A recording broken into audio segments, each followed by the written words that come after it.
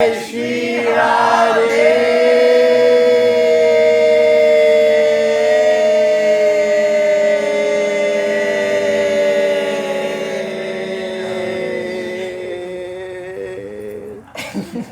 Yeah. There's nothing inside. No composition. Kali fate.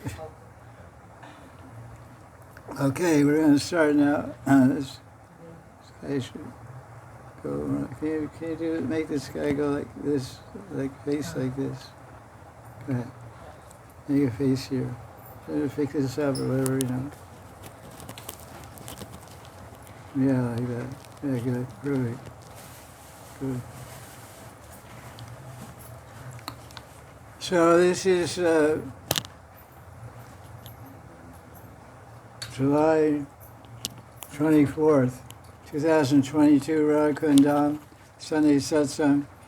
We had a question from last week. Somebody was reading in the Damodar Leela in Dasma Skanda, Sarta Darshini, and he read a mention about a festival called Bratri Dvitiya. It's a festival right after Anakut Giraj Festival, Anakut, celebration of Anakut. There's Diwali and Anakut, Krishna's go around Anakut, worship Giraj. And then that Shukla Dvitiya, second day of Shukla Paksha, is the day his sisters worship their brothers. So this is described by Siddha Krishnadas in his Gutika. I sent a file to everyone, I think also. Amitic, let's play that. Amitic Leelas. So it says his sisters show the love for their brothers. Varchi means brother. By making a dot of sandalwood pulp on his forehead and offering him sweets. Many people go and bathe in Mathura Yamunaji, a Vishram god. In the morning of this Kartik Shukla Dvitiya, Radhika and her Sakhis and Manjaris all get up from bed and go to Yamuna for the morning bath. Of course, you have to understand, in those days when Krishna and Radharani were living here, Yamuna came right by Barsana. Went by Barsana, right by Nandagram, right down this Govardhan Barsana road. Yamuna was flowing there. It was flowing there, all the way down there on the side of Govardhan was Yamuna. It went down, goes down south and cuts in. There's a village down south of Dangati. It's called Yamuna Mata, and it's named after Yamuna Maya because the Yamuna was flowing there. Even the village is there today. So they went when they're in Barsana, Yamuna's right there. It's not they don't have to go way down. We think Yamuna's moved quite a bit. So they go bathing Yamuna for morning bath, and the maid servants, Manjris dress and ornament Radharani. And then Krishna and Balaram's niece, named Sunanda Gopi, she comes and puts a dot of chandan on the forehead of Balaram and Krishna and makes them eat her sweets. Krishna and Balaram reciprocate with Sunanda Gopi by offering her new clothes and ornaments. Good deal. Get a box of sweets and get a new silk sari and gold necklace, and good deal, you know. Girls know how to make money, you know. Krishna Bala got a box of sweets, and they gave silk saris and gold necklaces and you know, rings in return. Because they're kings, you know, they're the king of Braj. Brajendra Nandan.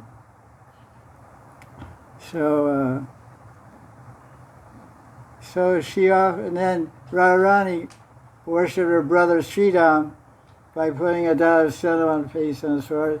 They offered him a plate of sweets and garlands and offered obeisances to her elder brother Sridham. Sridham then offered clothes and ornaments to Radha. After that, everybody went back to Nandeshwar, to Nanda Maharaj's house. At Nanda Bhavan, he offered everyone a simple breakfast, and then everybody got on their bullock carts and went to the village of Sahara. It's about 10 miles southeast of Nandeshwar, where Maharaj's elder brother, Upananda lives. And there they enjoyed festive feast of 4 kinds of delicious foods and took rest. Because I think Sunanda is the daughter of Upananda. Sunanda came to Nandagram.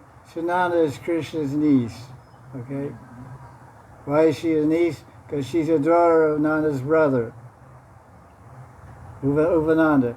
So Sunanda came to Nandagram to worship Krishna Balaram, and then Krishna Balaram escorted her, took her back to Sunaragan, to Saharagan, to have a feast. So it's a family feast. Maharaj went to his older brother's house, Upananda.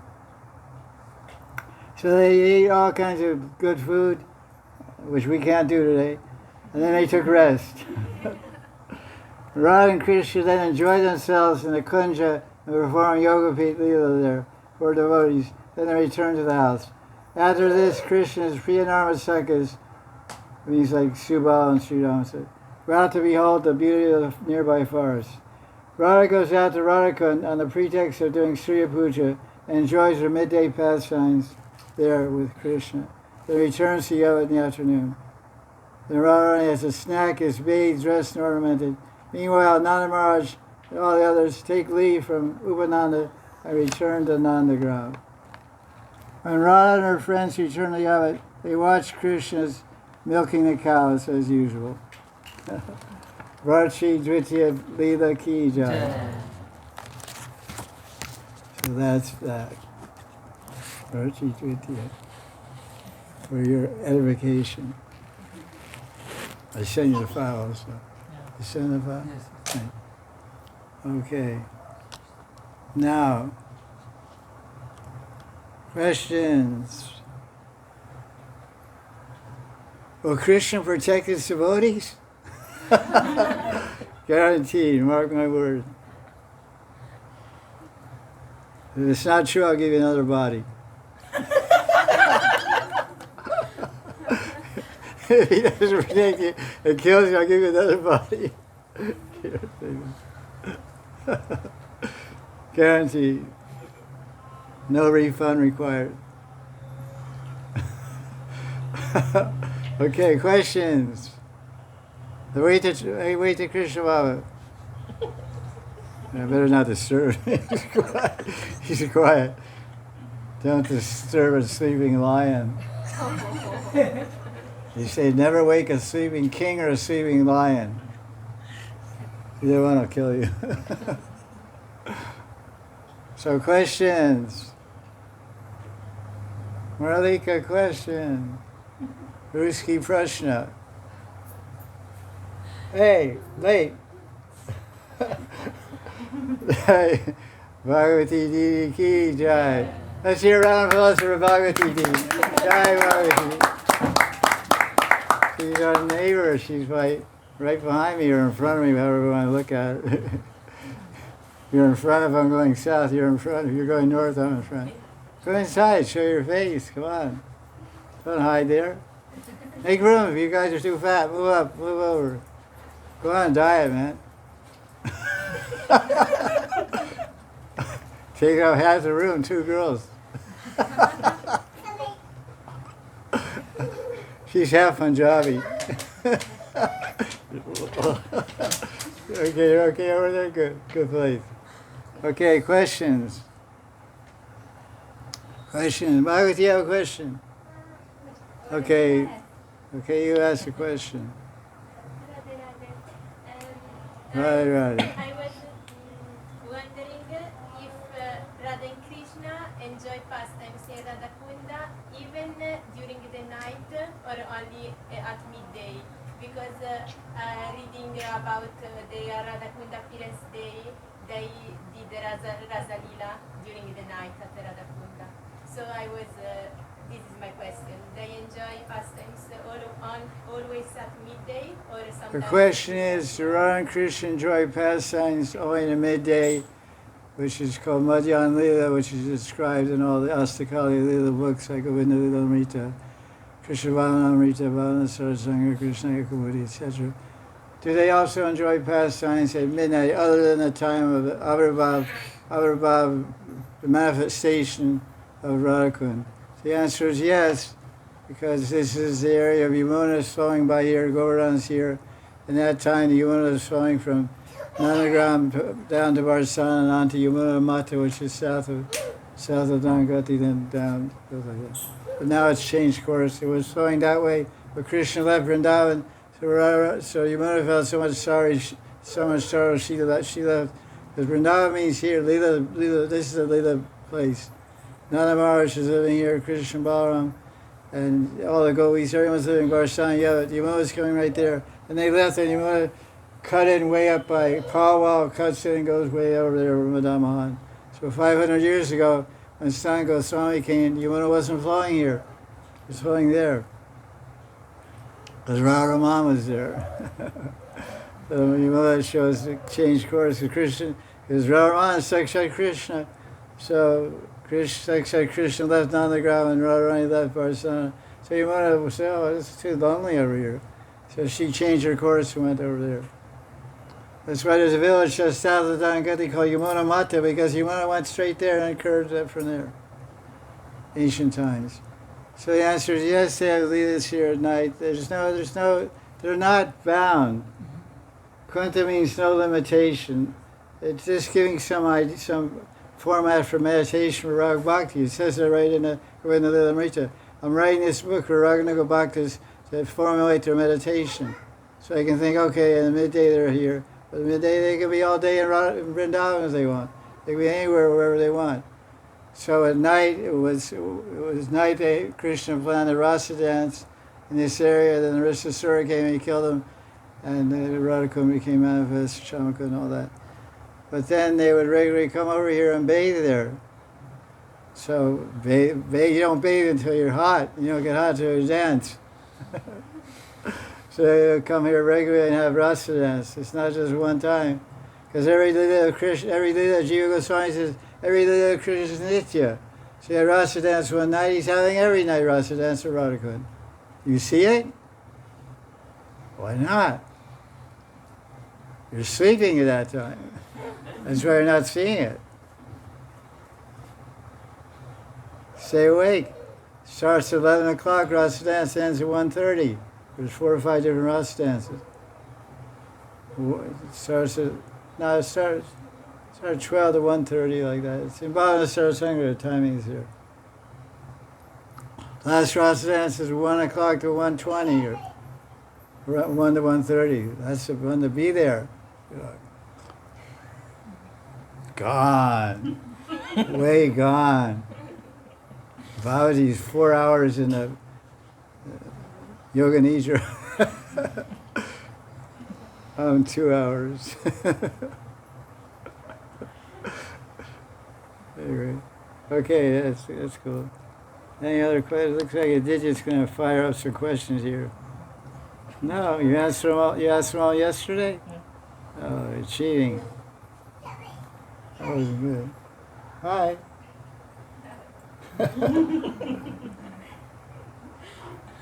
It's a beautiful dress, yeah. I like it. You got her a new dress. Nice. Looks good on her.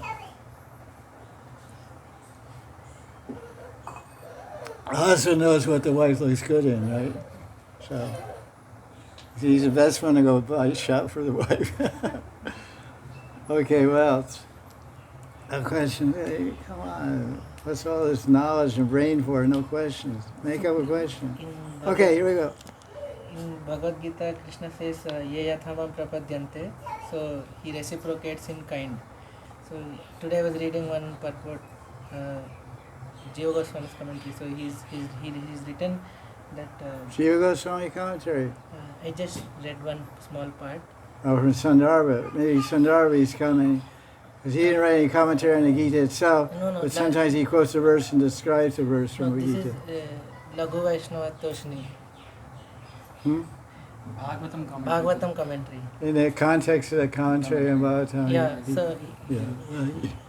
So he's saying that if Krishna is reciprocating only in kind, how can there be progress type? Like, how what? How can there be progress? Like people will stay where they are. So this means there is something more. Like I couldn't understand it completely. Like maybe it's Krishna's kripa. You're saying, make your question more clear. So Krishna says he reciprocates us accordingly. Yeah, accordingly. So is that? No, it works like this. Is that equal? Or No, it's not equal. no. Prabhupada said you take one step towards Krishna, he takes 10 steps towards you. You can never equal Krishna. Asamurdva. Krishna describes asamurdva. No one's equal to him. No, urdva means uber, asam means equal. Sama means equal. Asam, no one's equal, no one's above Krishna. So if someone approaches to Krishna, he approaches you more. Like someone approaches to Krishna with material desires, but he goes to worship Krishna to fulfill his desires. So Krishna says, this guy is worshiping me all the time for material desires, and Krishna is fulfilling them. But he fulfills them in such a way that that person is worshiping Krishna for material desires, loses desire for material desires. And that wasn't in the agenda of the worshiper of Krishna. He just wants to give me Krishna, Krishna give me this, Krishna give me that. Okay, I'll give you this. But I'll give it in such a way that you'll end up wanting me. So that's more than what you bargained for. You didn't ask for that. So Krishna gave you more. You surrendered enough to get what you wanted, but Krishna gave you more than what you surrendered. More than what you surrendered. What are we surrendering to Krishna? Nothing. Krishna's giving us everything. We surrender 1% to Krishna. Krishna's maintaining us. He's feeding us. He's clothing us. He's giving us everything. What are we giving? Oh, here's a peanut. Ekasi, here's 5 peanuts. You know. What's the 5 peanuts in Ekasi? What's this? There's Ekasi. You have to starve. You know. Well, I'm not you. You're fasting, not me. You know, so Krishna eats Shavan Bhog on Ekasi. So Krishna is giving us all the time way more. It says like that in kind, but it's never in kind. Never. How can you think like that? You surrender a little, Krishna gives you so much.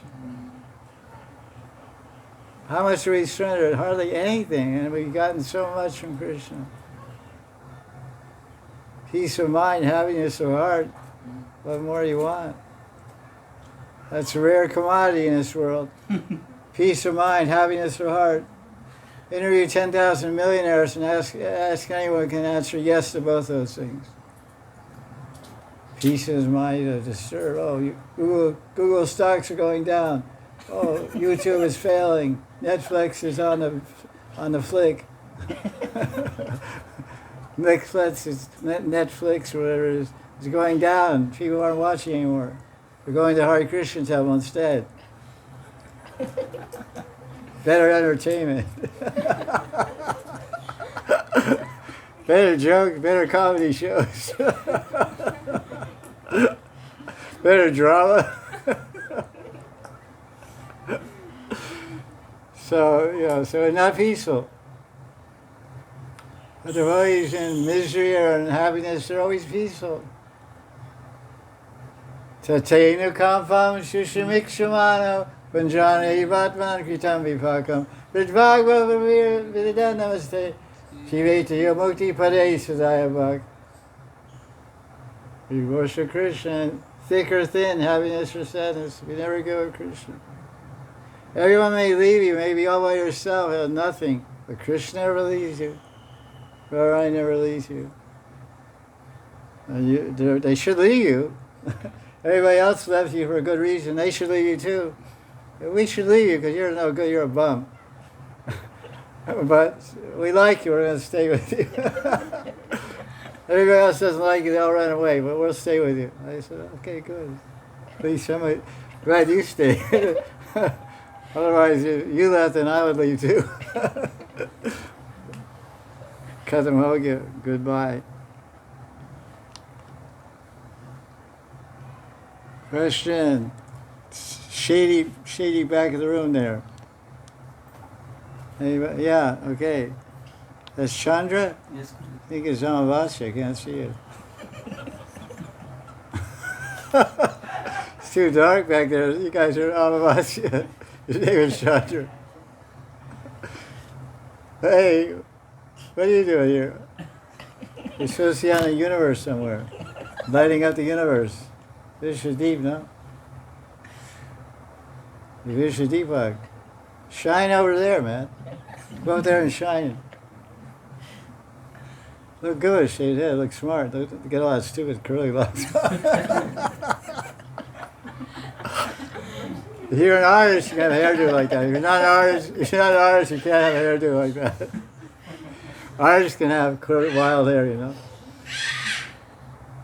You're a South Indian Brahmin, shaved head is cool, you know. Nice choti, you know. Avalo.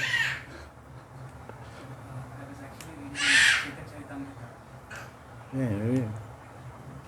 Jose. In Chaitanya Charitamrita, Madhya 8th chapter, I was reading and the translation says, each and every devotee has a certain type of transcendental mellow in relation to Krishna. How do we identify what is our transcendental mellow in Krishna? What is it? How do we identify what is the transcendental mellow we have with Krishna? Because in that it said every devotee, every person has a unique transcendental mellow with Krishna. Who has a transcendental mellow? Each and every devotee has a certain type of transcendental mellow in relation to Krishna. So how can we identify what is my transcendental mellow? What is his transcendental mellow? Transcendental, the phrase is, the question is, he read somewhere that every person, every devotee has a transcendental mellow with Krishna. How do we know what our transcendental mellow is? Well, the question is not correct. The Nitya Jivas, that's transcendental mellow means stairati. And stairati, no jiva has a stairati. So you don't have to worry about knowing it. You don't have to worry about knowing where your stairati is because you don't have it. You get stairati from Guru, from Krishna. Krishna and Guru give you a stairati when you surrender to Guru. If you have one already, it's from Sangha in the last life. Like some people, they come to Bhakti this life at 20, 25 years old, is like that average. Because people are tied up with school, high school, and college and all that. They want to finish that. Then they get fried and upset and frustrated with life, and they turn to God. Anyway, it's all Krishna's mercy, all the whole trajectory of it all. But then, right from the beginning, they had some interest in a particular stairati, worshiping and loving Krishna as like a mother and father, like a friend, or like a lover, like a gopi, like a Sakhi or whatever. Like Radharani loves Krishna, gopis love Krishna. Called Madhura Rati. Then that means it's called Praktana Samskara. And Raghuvar Chandra Vishnu said it's from due to last life Samskara. Bhakti Samskara imprinted in the chitta from last life, which you're becoming aware in this life at the right time. Paramatma reminds you of that samskara. So the answer is you don't have a stairati. When you surrender to Guru, you get a stairati. You get the stairati of the Guru, which comes in the mantra. Comes in the Diksha mantra. By the mercy of Guru, you get the stairati of the Guru.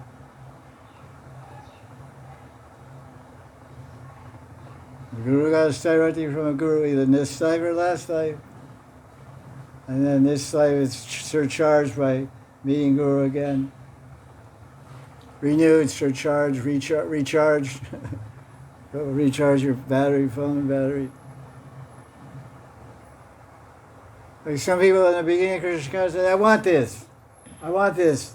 I know I want this. They don't change the whole life.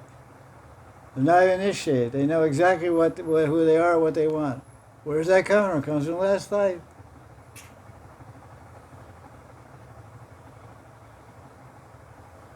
We all had a last life. And most all of us were doing bhakti last life. Well, how we sing, otherwise how we sing in Radha Kunda, we did got a lot of mercy. Of course, when you ask people that live in Radha Kunda or born in Radha Kunda, you say to them, oh, you've done a lot of sukriti, punya, dan, and tapa, and all kinds of good things. And they usually say, I haven't done anything. I haven't done anything. This is a Brahmin guy who's a Brahmin, Mr. Joshi. He said, I haven't done anything. What have I done? I haven't done anything. I'm only here by the mercy of Radharani. It's causes Haitaki Kripa Radharani. So that's what a high-class Brahmin in Radha Kunda thinks of as the cause of it. There's no cause for his being here except causeless. Mercy means no cause. The mercy of Radharani. If mercy has a cause, it's not mercy. Mercy already is. Mercy means causes. You don't have to say. It's redundant when you say ahoitaki kripa. There's no such thing as mercy as a cause. Yeah. Mercy means you get something you don't deserve. What's the meaning of mercy? You don't deserve it. So I mean, you didn't do anything to get it. You got it.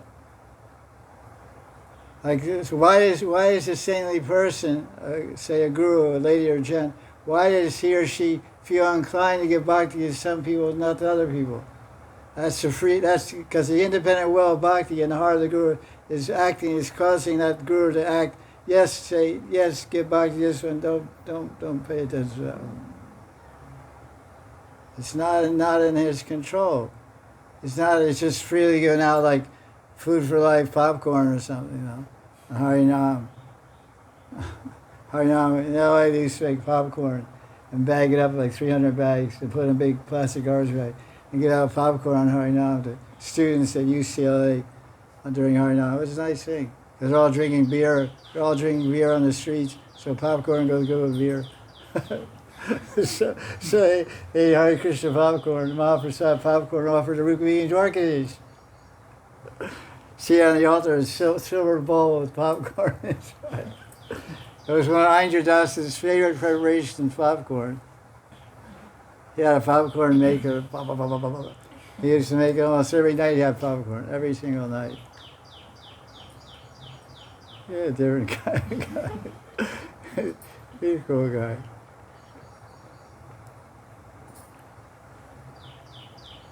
What was that? So, don't worry about your Stairati. Stairati. That was the way up there. Stairati is one of the components of Baba Bhakti. But you get it, then see how it flourishes and how it reveals itself. Oh, wait, stop. Okay. Question? Yes. Radharani Gurudev, one who approaches Radharani and Krishna in awe and reverence, like Vaidhi Bhakti, so they go to Aishwarya Vrindavan, where that description is in more detail it is given, that description of Aishwarya Vrindavan. Questions asked about people that worship in Vaidhi Bhakti, Chaitanya only Vaidhi Bhakti, they worship Krishna, Vishnu, whatever. And then they go to Vaikuntha, but then Vishnu Chakravarti brings out the problem. What about somebody that's not worshiping Vishnu or Ram or some Vaikuntha form, Nrsimha or whatever? They're worshiping Radha and Krishna, but in Vaidhi Marg, without Rag Bhakti, and they're not following Raganuga Bhakta, Ragamika Bhakta, Parishad, Radha and Krishna Vrindavan. Where do they go? So he says in Raghavara Chaturanga, they go to Aishwarya Golok. And so there isn't much written about what is Aishwarya Golok, but it's something, like I asked my Gurudev, he said, it's like in the morning you have Mangalartik, and the deities are standing there, and so in Aishwarya Golok, Radha and Krishna will stand in front of you and offer Artik, and you offer Artik, and then you're done, then you'll pay a base, and then they'll go walk away and go back and do their leelas. And you can't follow them because you're not in Rag Marg. So you just say, okay, thanks for your darshan, bye. So he said, you will be moving with them because you don't have Rag. You don't have the Rag. You have Prema, you're in Aishwarya Golok because you have Prema Bhakti, but you don't have the branch of, you don't have the Gopi Bhav. Now the Gopi Bhav, so you can't follow Radha Krishna throughout their leelas and further. So like say it's Holy Leela. Holy Leela, you may be there in the woods looking. And you're worshiping Radha Krishna, you're watching, but you're not throwing colors, you're not filling pitchcards, you're not taking part, just watching Holy Leela. Like you watch on television, Barcelona Holy Leela. Movie, TV, with your own eye, your own transcendental eyes. Bhakti Vilochanena, you're looking at Holy Leela. Or playing Jal Kali and Pavan Srovar. So you can stand on the side while not much told. But it's described, Aishwarya Golok is mentioned by Krishna Sindhu, Raghavara Chandrika, and commentary in 10th canto, 28th chapter, it also describes about Aishwarya Goloka. You can see in Sardadarshini by Vishnu Chakravarti. They say it exists. Oh, we're not going there. We're not going there. We're going to sweet Mother of Vrindavan. Prem Dham, Mother of Vrindavan. Veda Madhurya, Rupa Madhurya, Lila Madhurya, Prem Madhurya. Madhurya Dham Vrindavan. There was once a book written by my godbrother Padmalochan Das. It was about Giraj Trikul. It was called Madhurya Dham. He called Giraj, all about Giraj all Leela. It's called Madhurya Dham. Giraj Dharan Ki Jai. Jai Jai Sri Radhe Sham. Anandakanda Bhagavan Ki Jai.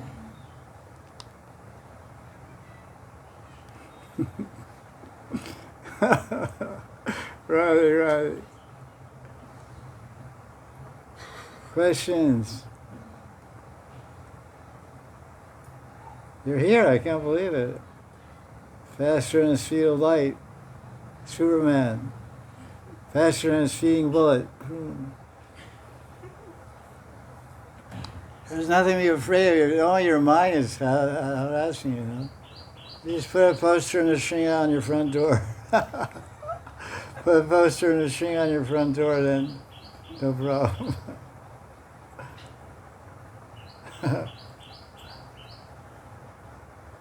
Yeah, what are you going to say? I'm tired of your question. Somebody else? Risky question. Risky Baba. I hear that before Staiva it should be Seva Bhav. Is it true? Before what, Bob? Before Sthai Bhav, we should have Seva Bhav. Is it true? Before Sthai Bhav, you should have Seva Bhav. Well, yeah.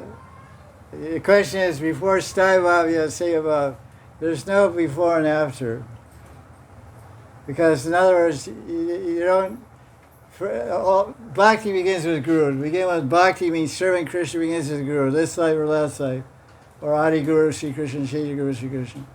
So Bhakti generally begins with Guru, the actual Bhakti. It says Guru Padashraya. There's 64 lengths of devotion mentioned in Bhakti Rasamrita Sindhu. First one says Guru Padashraya. Right? Take shelter of Guru. Then Diksha, Adi Shiksham. You get Diksha, then you get Shiksha. And then Vishwambhena Guru Seva. You serve the Guru with confidence, trust, intimacy, and with heart.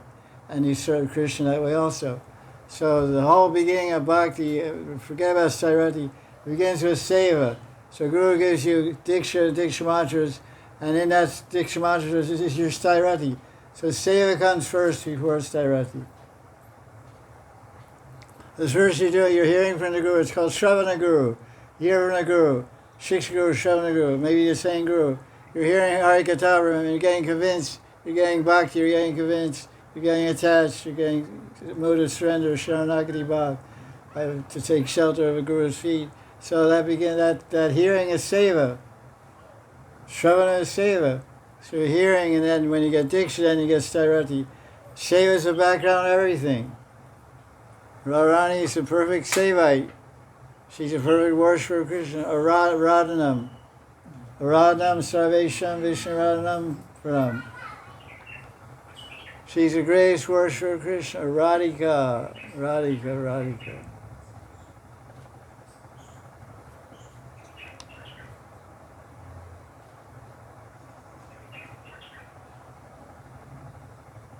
Nice Tweety birds. Bilbo. It's called Bilbo bird. That's his talk. You have a question? You're a man now or what? No, that's your question. My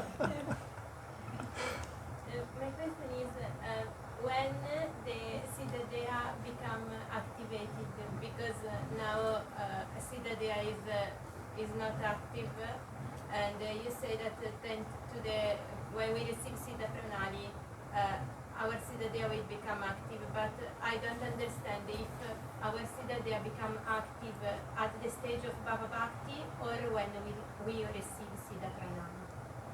That's a good question. They're always asking a question about Siddhadaya. It's in the spiritual world.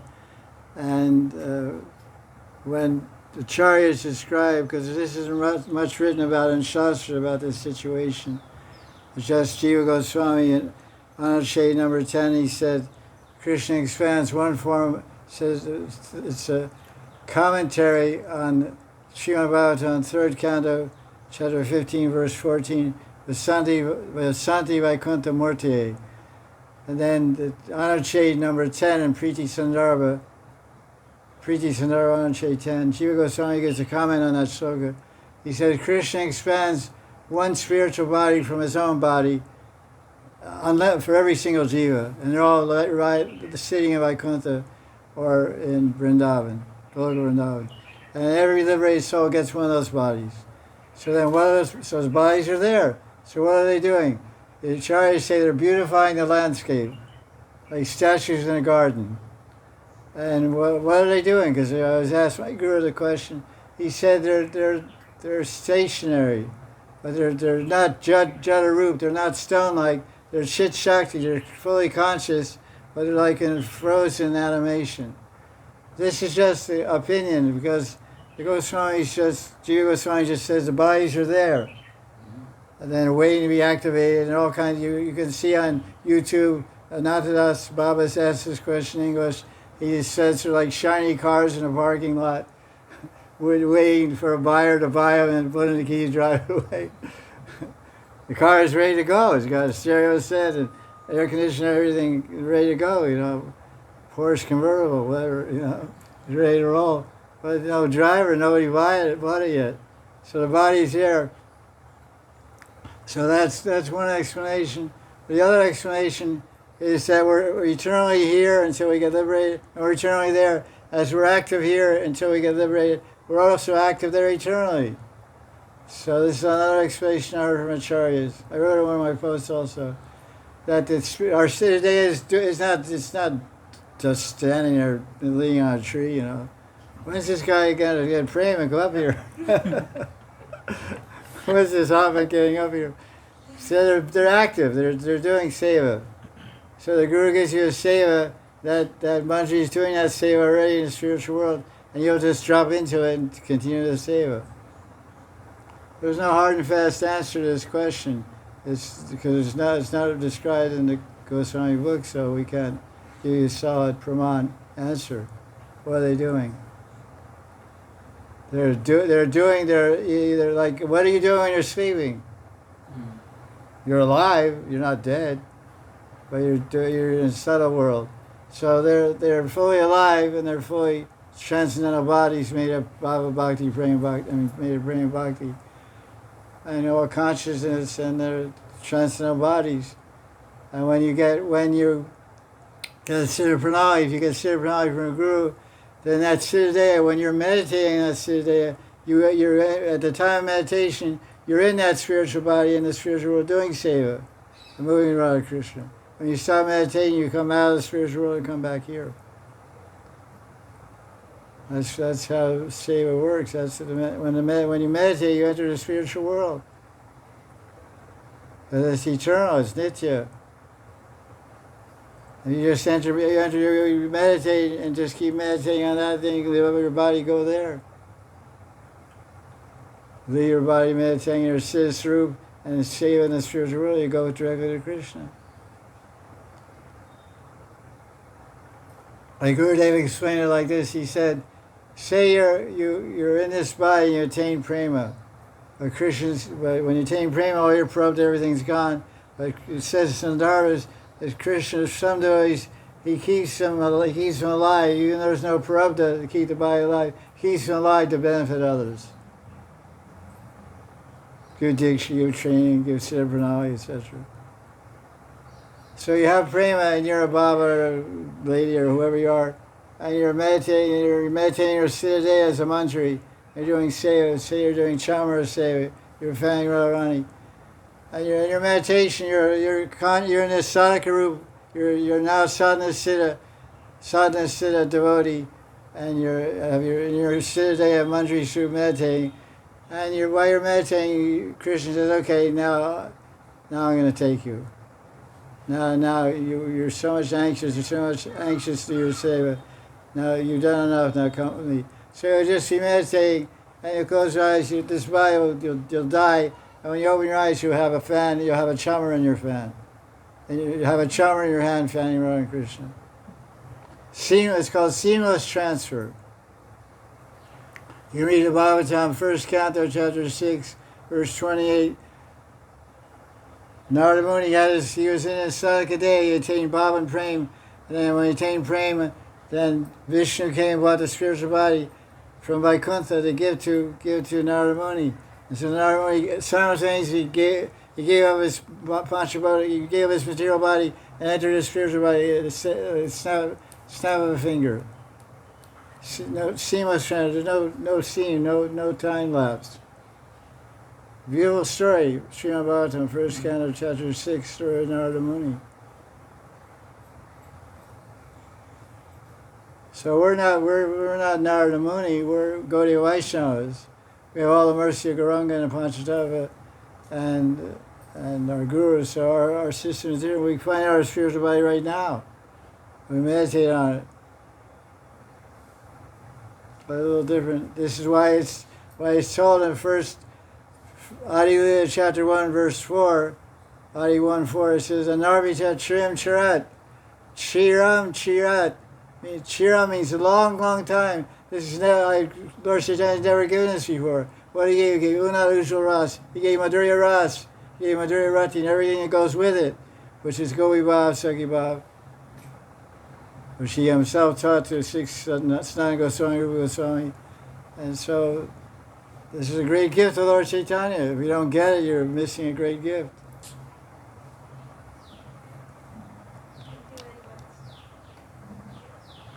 What is the reason, like you just Yeah, mentioned, go ahead, Bola. Yeah. you just mentioned that the Goswamis didn't explain it so in detail. What is the reason that they didn't? Was this historical, or what was the reason that they didn't? Reason they didn't explain what particularly you want? About attaining Siddhanta, how the process exactly. The question is, the Goswamis didn't explain the details of attaining a Siddhanta. The answer they would give is given by Krishna or Guru. Just like Bhakti, it's all this. Krishna and Guru are one entity. Either Guru gives it or Krishna gives it. So what we see in the history of Gaudiya Vaishnava is the Gurus are giving Siddhantayas. Gopal Bhatta Goswami gives Siddhantaya to Srinivasacharya. So they just, in Madhya chapter 22, verse 155, 156, Lord Chaitanya is teaching Sanatana Goswami. He says, Siddhantaya, Radha Krishna Chintan, Siddhantaya Manasi Seva. He's saying, in your Siddhantaya, meditate on Radha Krishna. So they talk about Siddhantaya. Lord Chaitanya is talking about Siddhantaya. Rupa Goswami talk about Siddhantaya. And it's all talked about, but they don't talk about the details. But obviously, Siddhantaya is given by Krishna or Guru. Just like the example, there's in the Bhagavatam, there's 7 examples of Krishna giving Siddhantaya to devotees. Vishnu, Krishna, whatever. Vishnu gave Siddhantaya to Dhruva Maharaj. He gave to Narada Muni, Dhruva Maharaj. Yayati, 9th canto, Yayati got Siddhantaya. And Ajamil, 6th canto. Gajendra, 8th canto. Putana, 10th canto. And the gopis that got restrained from their houses, they got Siddhantaya. And there's 7 or 8, there's 8 examples of Krishna giving us Siddhantaya. So Krishna himself gives, or Sakshat Hari Guru gives, is the same Krishna is giving. So in the Gaudiya Sampradaya, the idea of Guru giving Siddhantaya is there from the beginning. But it's an esoteric practice, and it's not for everybody. It's very rare people have the adhikar to receive Siddhantaya and practice that way. So it's given very judiciously. And the Chaitanya Charitamrita, you have to understand the Chaitanya Charitamrita is a summary of the whole Goswami teachings, and it's meant for mass distribution. It was written in Bengali. All the Goswamis and Krishnadas Kaviraj himself and Vishwanath, they wrote in Sanskrit. and hardly anybody knows Sanskrit. Hari Bhakti is in Sanskrit. So the Goswamis asked Krishna Askaraj, his great pundit, you put it to about our teachers in Bengali for the general masses, so all the Bengali Vaishnavas, they know what the teaching are. So Siddha Pranali is not for the general masses of Gaudiya Vaishnavas. You see you today. There's thousands and millions of devotees have no interest, no attraction, no care for that at all. So even from the beginning, 500 years ago, it's a secret esoteric practice. They describe it, but it's like Parokshavād. It's directly said you have to meditate in Radha Krishna Lila or Siddhanta. So anybody's inquisitive, well, what's my Siddhanta? How do I get it? Then that inquisitive nature, Krishna in the Heart, 1861. ईश्वर सर्वभूतानां हृद्देश अर्जुना तिष्ठति भ्राम्यं सर्वभूतानि यन्त्रारूढानि मायया. Krishna in the Heart will lead you to the Guru to give you Siddhanta, boss. It's simple. So they give the indication. They talk about Siddhanta. Think on your Siddhanta. Seva Saguru Survey Chadri. So many people, other people reach Chaitanya Chadri, but they don't even think it applies to me or what's Siddhanta. That just goes in one ear out the other. But someone who catches us says, yeah, what's this Siddhanta? How do I get this Siddhanta? We get it from Krishna. Okay, Krishna, give me a say. Try for 10 years praying Krishna. That's not working. How do I get it? Go to Guru. Okay, here. So you get it easily. Krishna give you, but hankar, ego, and so many things block the way to surrender to Guru. And you don't get the mercy. Anarvita Shrim Sharad Karana Tirna Karo. Hari descended. Hari descended from Sri Hari Purata Sundara. Hari Purata Sundara. Hari Bhagavan Hari descended as Lord Chaitanya gave Gaudiya Vaisnava.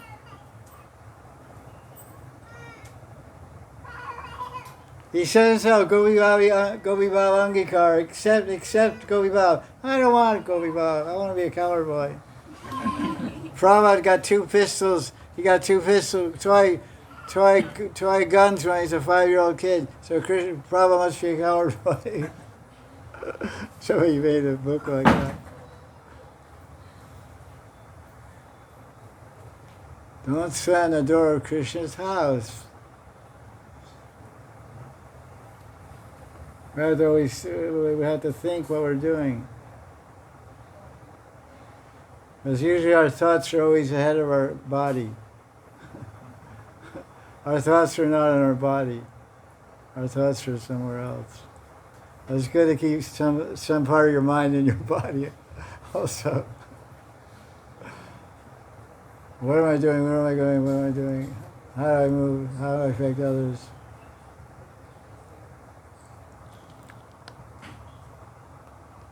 Is that okay?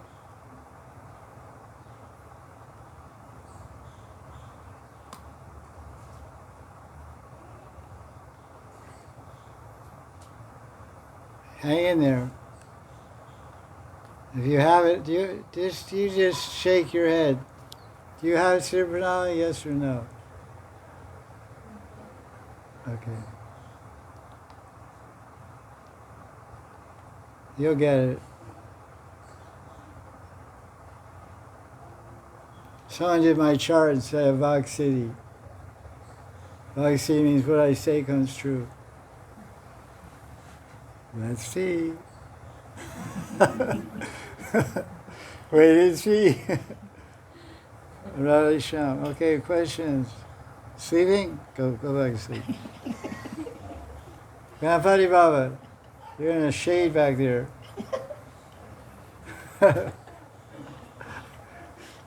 You're sleeping?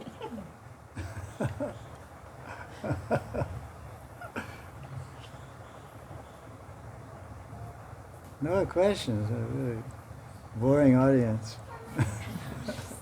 Yeah. Question. Last week you mentioned not to get too involved with the maps and charts. Is it possible because they can get in the way of you developing your own visualization of practice releases. Well, yeah, we talk about what's the question on maps and charts? The question is, what's the best way to create your own visualization? Like, is there some techniques that can help you visualize the pujas and stuff like that in the leelas? Like something practical you can practice, like an exercise. Okay, well, he's asking a question. Last week we mentioned our Guru Maharaj said it's not so valuable to have maps of kunjas and whatnot, pictures, two-dimensional picture of all little squares. This is a treasury room, this is the milk storage room, this is the kitchen, this is Narayan Mandir, Nana Baba's house and Vishwana's house. This is the Nangamandri's bedroom, this is Sridhan's bedroom, this is Radharani's bedroom, this is Krishna's bedroom, because he goes there on Radharani for 3 days. So he has his own bedroom there. That's a pretty good deal. Have a bedroom in your girlfriend's house, that's a good deal. That's why you know it's transcendental. There's no way your mother and father are going to make a bedroom for your boyfriend. Special room only for him. When your boyfriend comes, that's his room. Okay, good deal. So this is God. This is what they do. God's realm. It's a different realm. So that's all on the maps. You see all that stuff. So Gurudev says it's not necessary. So the person said, if you don't use these maps, then is there any technique or how we can visualize what a kunj looks like? Well, sometimes when you read the books, they give some description of a kunj. There's 4 trees in 4 corners, and there's shrubs between them, and there's the branches of the trees hang over, make a natural canopy, and Madhavi lotus is weaving through the branches hanging down. So when you read in Shastra, you try to visualize what you read in Shastra. Because the whole idea has to be a spurti in our mind. It's not outside it's not our eyeballs. It's not, the spirituality is not in our eyeballs, it's in our heart and mind. Because now you look at pictures all day of Krishna. That picture has to come in your mind, has to come in your heart. And the thing is, when Krishna sees you're trying to meditate, he shows you these things. You see a kunj. Like for example, on a piece of paper, you'll get the description of your Siddhanta and Guru Siddhanta. You're supposed to meditate on your Siddhanta and Guru Siddhanta until you see it. And you will see it. You have to meditate, and then Krishna reciprocates.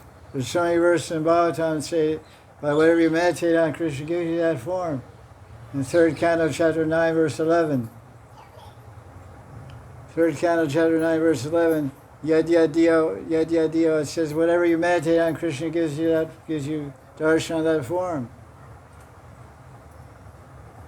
But it's not make believe, it's true. Krishna's speaking truth.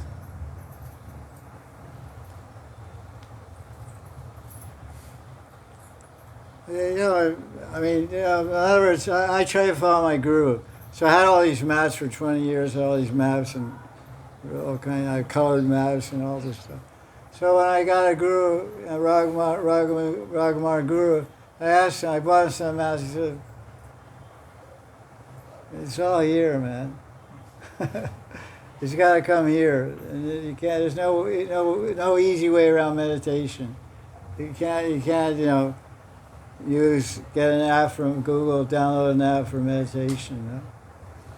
You have to meditate, and the kripa comes and the visions come. Swurti, it's called Swurti.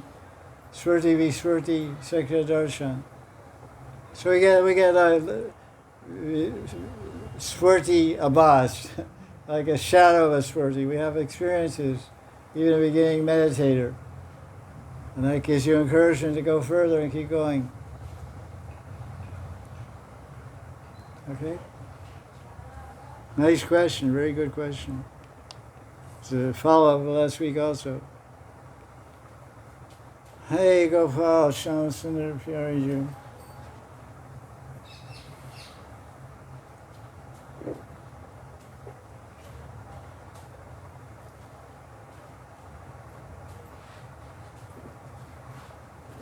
Acha, came out of darkness, huh? Tamasi mantra. You have a question? Okay, there you go. Ganapati Uvacha. Hey, don't miss it. Ganapati has a question.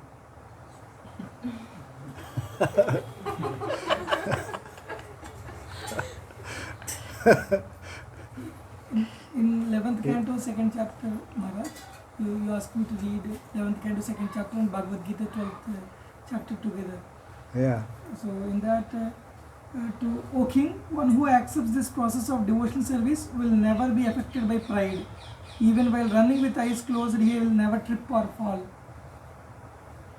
What does this mean?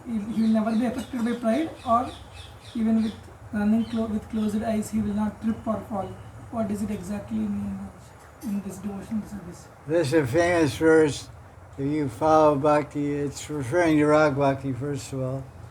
Raganuga Bhakti. And Raganuga Bhakti is based on Rag, personal attachment to Krishna. So in order to practice Rag, pride has to be transcended long ago. There's no entrance into Rag with pride. Trinadapi Snichinachariva. So when one has attachment to Krishna, if he runs down the path blindfolded, what does it mean blindfolded? It means even if he doesn't follow some rules and regulations, he doesn't get up at this time or that time, doesn't eat this or that, or he doesn't follow particular rules and regulations of Vaidhi Bhakti, because he's on the path of Rag, he'll not fall off the path, he won't even stumble. Even to show the power and great strength of Raganuga Marga, even if you run with blindfold on it, Krishna won't let you fall or tumble.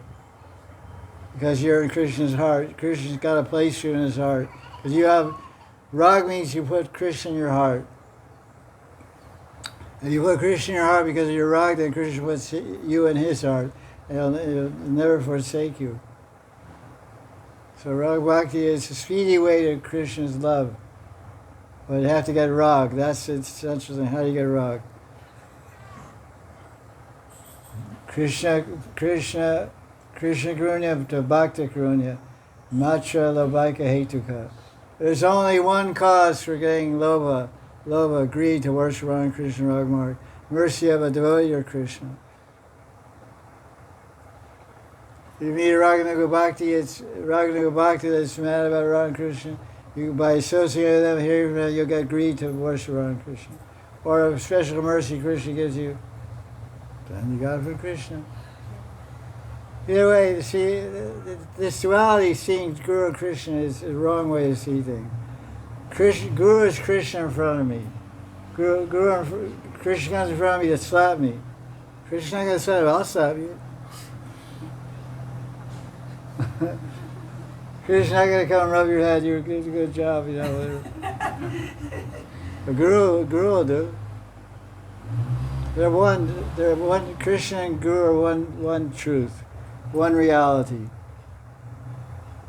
One form of mercy, one form of compassion, one form of wisdom, one form of love, and one form of humor. Krishna is funny and Guru is funny also. Don't you think so? Yes, Maharaj. Yes. So, good night. Good night, Ganapati. Go to sleep now. Have more questions? Okay. In the same chapter, it is told, those in this world who try to tame the uncontrolled mind, but who abandon the feet of their spiritual master, encounter hundreds of obstacles in their cultivation of various distressful practices.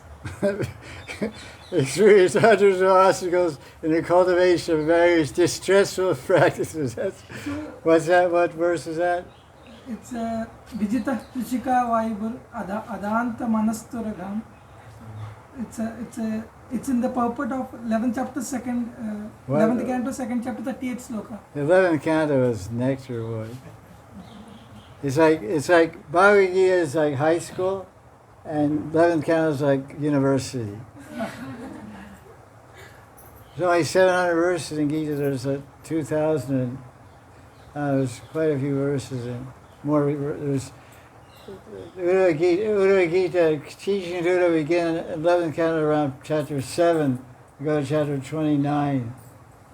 So like 24 chapters, something like that. Something like that. Because Navayogendras, we get 11th canto begins with Navayogendras. Oh, yes. Like what chapter? Second chapter. Second chapter, Krishna's teaching. No, now you No, when Uddhava Gita begins, teaching Uddhava. I think chapter 7 or 9 or something like that.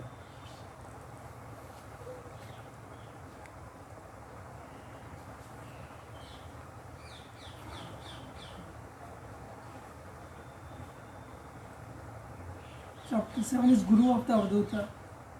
No, that's not. I mean, I would do I would, From 7. 7th chapter, that's what I thought. 7th chapter, 29th chapter is Uddhava Gita. 22 chapters of Shiksha, fantastic. Commentary to Vishwanath, par excellence, topmost, zenith of Siddhanta. So what was your question? You asked a question or what was your question? Back up. Those in this world who try to tame the uncontrolled mind. Who are these people who are actually trying to tame the mind? Nobody. With the abandoning the feet of this spiritual master, encounter hundreds of obstacles in their cultivation of various distressful practices. So is that after abandoning a lot of... What chapter is that? Second chapter. Navayogendra. He says the one who gives out the feet of the spiritual master will experience a lot of distress Obstacles also. and not be able to control his mind. Yeah, so what else is new? Before you have a guru, you can't control your mind. And after you have a guru, you can try to control your mind.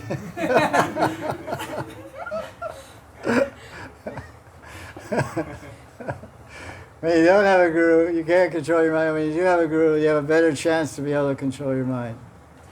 Yasya haridasya karana manasagira. There's a verse in Hari Bhakti Sudodaya, quoted in Bhakti Rasamrita. It says, Rishikesh, Sevana Bhakti Uchate. It's a definition of bhakti, not Shuddha bhakti, but general bhakti, that we engage our senses in the service of the master of the senses. So having a guru will engage our senses. If your senses are engaged, your mind's engaged. If your senses don't work without your mind.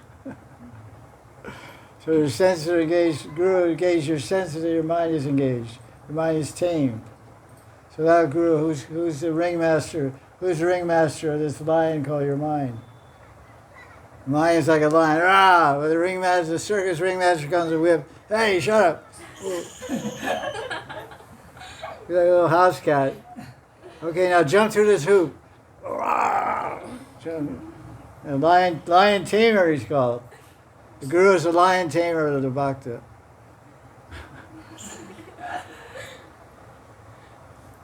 The bhakta, the disciple is like a lion. Female lion, lioness or lion. Ah! Ah! I'm not going to turn around. The guru goes, ta, ta. Meow, meow, meow. Puna Mushika Baba. Again, become a mouse. I made you a lion, now you got puffed up. Now become a mouse again. Puna Mushika Baba. Baba, let it be, become a mouse. Musika. Chua. Chua Hojaga. You're a share, you're a singer, now become Chua.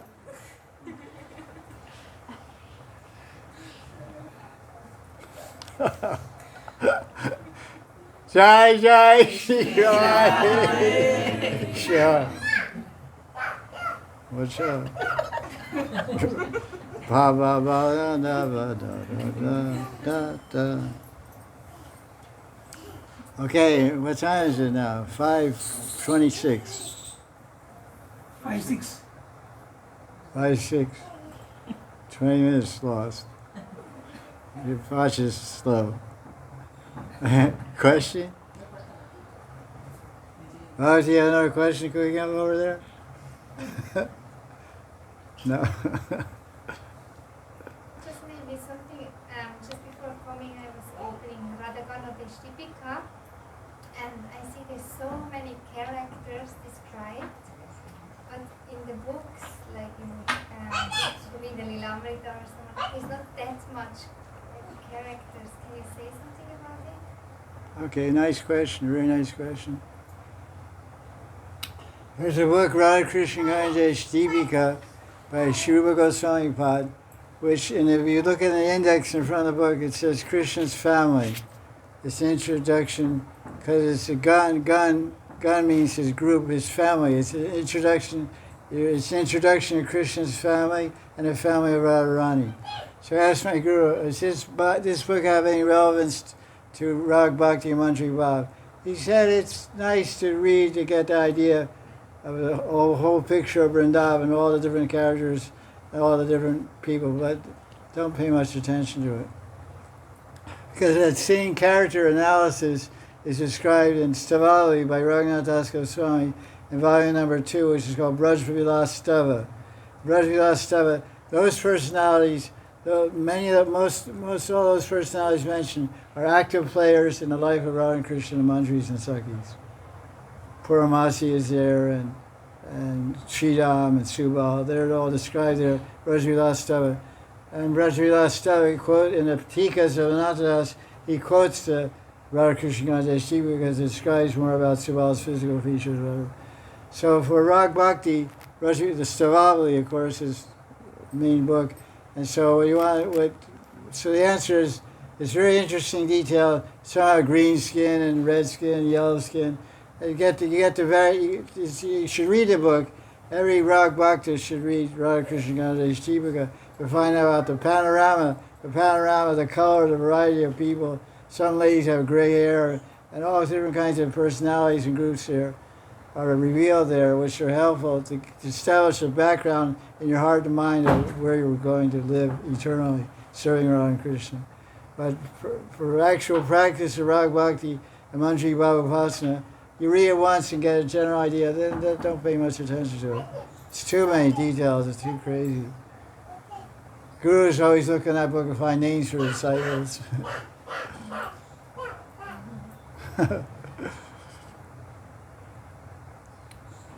It's a fun book, when you have a lazy day, and like I have a whole admire of all these books, and I just want to do some light reading, so I just open it up and just look at the different things. They're very interesting things. There's a whole, in Radha Krishna Gangesh Deepika, it said there's a whole group of Sakhis. That's the name of that group of Sakhis. Their savior to Krishna is cursing Krishna. I told you so many times before. Their service is Gali Basha. Gali Basha means speaking dirty words to Krishna. You dirty, you dutender, you chub, you lumpa, you dirty guy, you black man, you this, that. Your skin is black, your heart is black, you're dirty, get out of here. Don't touch my granddaughter, get out of here. Keep your hands off my granddaughter. they're older ladies, So that's the Radha Krishna Deepika. It's great fun to read, But frankly, on a day-to-day basis, well, what a deal, deal with that. If you run into, you'll remember. I remember Rupa Goswami warned me about that. So you'll be there defending Krishna or whatever. But the Radha is snehadik, but we also have love for Krishna too,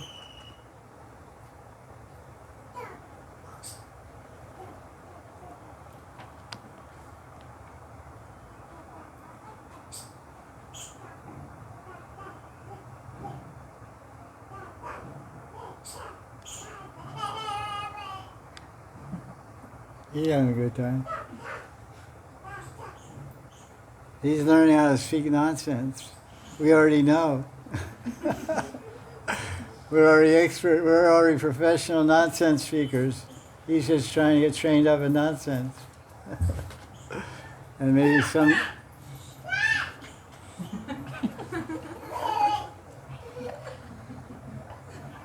Take a walk, buddy.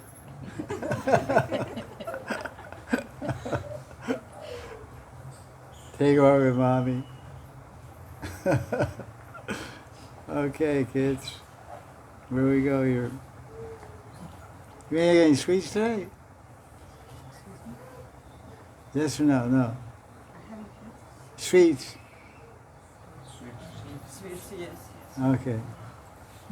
I didn't say you're sweet. I said you make any. You make it. If you want me to say it, I won't say it. Did you make any sweets? I didn't say, are you sweet? He said, what? What? What did you say? You think I'm sweet? Yeah, you're really sweet.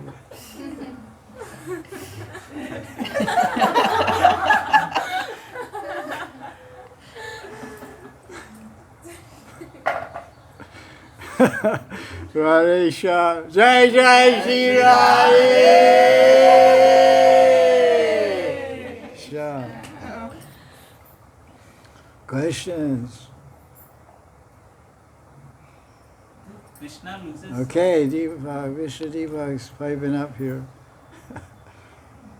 So Krishna loses consciousness in Leela with Radha. Why he loses his consciousness and how he gets back his consciousness. What is it? In one of the Leelas, Krishna loses his consciousness In- and lies down What is it? in Kunja. In one of the Leelas, Krishna loses his consciousness when he is doing pastime with Radharani. Radharani. Why he Poor loses guy. and how he gets back again. How he gets back again? Yeah, why he loses. Why he loses also. Why he loses? What makes He has to lose because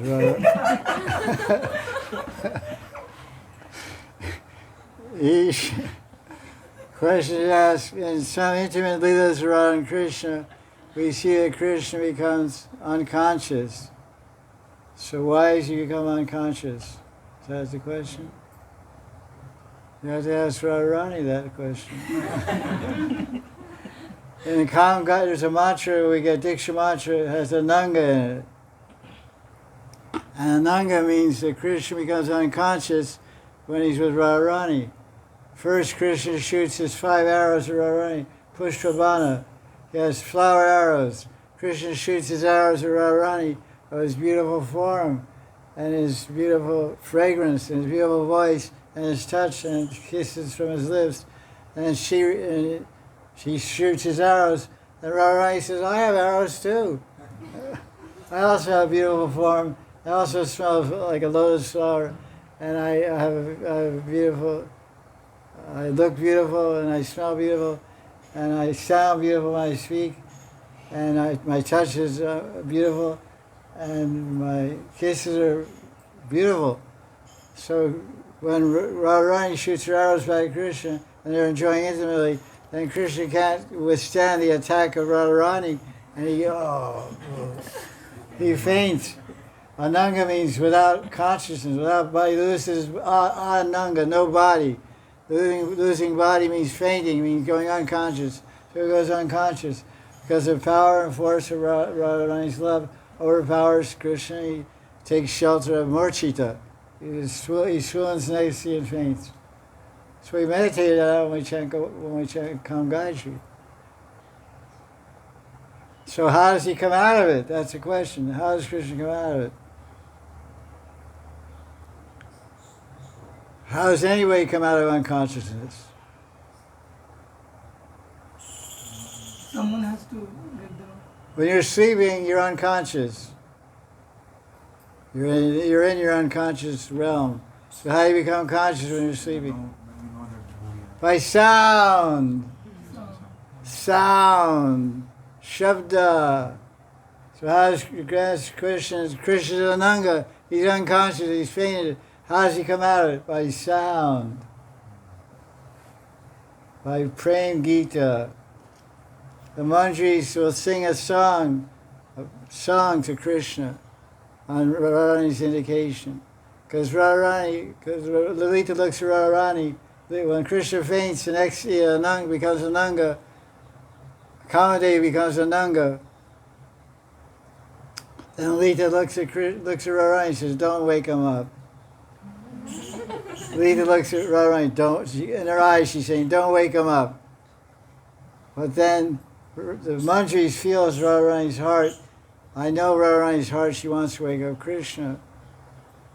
So I'll sing a song. So because the manjari is under control of Radharani, not Lalita. Radharani's is described, Radharani's Lalita Biti Manini. Lalita Biti Manini, that's in Brajavilastava. Lalita Biti means Bhayam. Radharani shows man to Krishna, anger, jealousy, unfavorable mood because of fear of Lalita. But it doesn't describe manjaris like that. Manjaris aren't afraid of Lalita. Manjaris are with Radharani, one-on-one with Radharani's heart. So Radharani wants Krishna to wake up and enjoy some more Rati Keli, some Sringar Rati. So he's like, oh, out. So the manjari sings a song that Radharani taught her. Beautiful love song that Radharani taught her. And said, when I give the indication, when I give the ingata, when you get the indication in your heart, then it's time to sing this song. So that song, you have to think what that song is.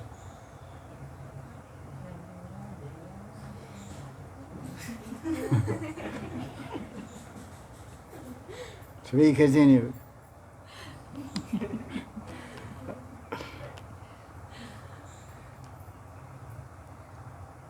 Okay. Question. You have a question? Yes. Shiranji. Maharaj, in Gita, Krishna is saying, Ye yatham prapadante, I reciprocate as much as you surrender. And then in Bhagavatam 10th canto, he is saying to the gopis that na pare hum samyujam, that I can't repay you. So how do we cancel it? He is not able. He is saying, I am reciprocating as much as you surrender. Now he is not able to repay the debt of the gopis. Bhagavad Gita, Krishna is speaking for conditioned souls. In Bhagavad Gita, Krishna says in chapter 4, verse 11, Ye tamam prapadyante tam sajaiva bhajamam mama varmana vartate manasya parta sarvasya. Everyone, as you surrender to me, I reward you accordingly. So that's in the platform of conditioned souls, tatastha jivas. Because Arjuna is taking the role of conditioned soul, and Krishna is teaching the principle of bhakti to conditioned souls, the Krishna surrender. But when you go to Premdam Vrindavan and talk about the Nitya Parishads, Madhurya Mayi Bhaktas of Radharani and Krishna, then that love, the love of the Mahabhava Radharani is inestimable. Krishna he says, Napariham in Rasulullah Chadra, he says, I can't repay you with love for you, it's impossible. So there, in the spiritual world, Krishna is a debtor. He's indebted to the gopis. But in the material world, the devotees are indebted to Krishna. Like we say, the devotee has an eternal debt to his spiritual master. So the devotee says to Guru, Napariham, I can't repay my debt to you.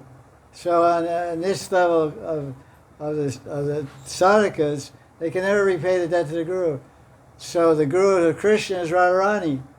So as the disciple can't repay the debt to the Guru, Krishna is disciple Radharani, he can't repay the debt to her either. Same principle is here, same principle is there.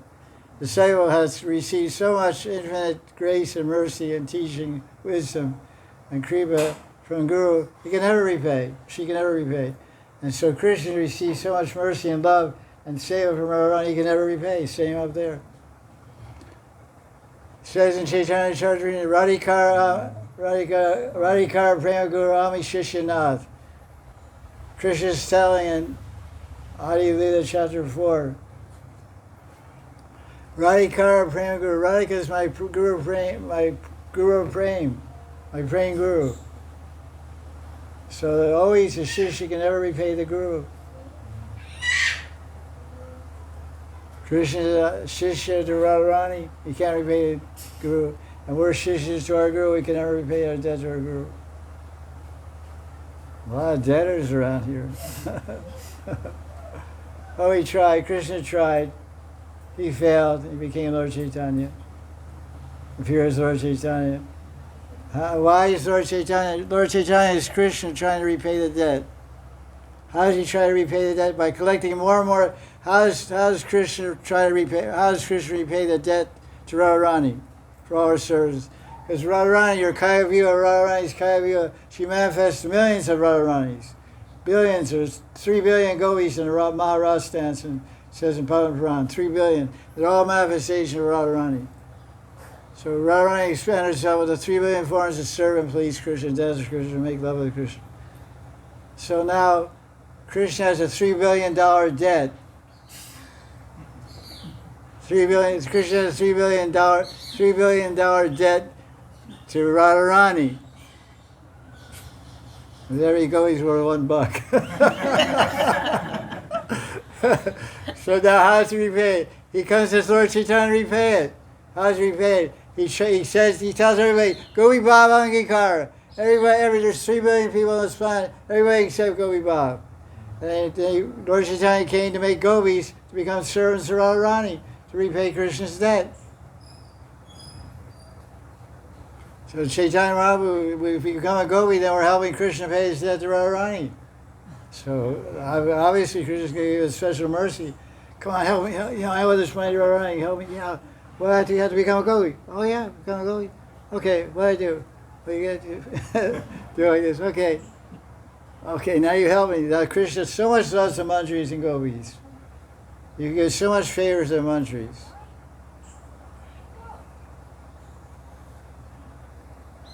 Radha Sudanini explains that Krishna intoxicates. It says, Madhyati Madhuya. It says that Krishna intoxicates the manjaris. Sometimes Krishna embraces the manjaris, kisses the manjaris, and Krishna intoxicates the manjaris with his kisses. So, Krishna's trying to pay back his debt to the manjaris. So Lord Chaitanya came to collect manjaris to pay back his debt to Radharani. Because Radharani has more manjaris, more sevais, they're all engaged in Krishna's pleasure. Because everyone's Krishna, the constitutional nature of every jiva is servant of Krishna. Jivara Surupaya Krishna Nityadas. It doesn't say Radha Nityadas. Of course, we serve Krishna by serving Radharani. We also serve Krishna too. We bring Radharani to Krishna, bring Krishna to Radharani. We take Radharani's love notes, bring to Krishna. We take Krishna's love notes, bring to Radharani. We bathe Krishna in the underground in the morning. We dress him really nice. We dress him exactly how Radharani wants to see him. The manjaris are there in the underground dressing and bathing Krishna. It's described in Govinda Lamrita. Pretty cool, huh? Handsome figure, rubbing his body. And Krishna flirts with the manjaris also. And Yashoda said, hey, you girls, hurry up. She just thinks they're little girls. They're all 12 years old, 13. They're just helping out. So leave my son alone. Finish the bath. Okay. The Sakis are not there. Sakis are with Radharani and Barsana or Yavat. Manjaris, they sneak around everywhere, you know. Like little chuas, you know. Chuas get everywhere, you know. Jaya Jaya Sri Radhe. You enjoying this katha? Not much light. It must be dark film. No. That's cool. It's all the jyoti from all the bhaktas lighting up the room. Jai Gurudev. Question? Muralika.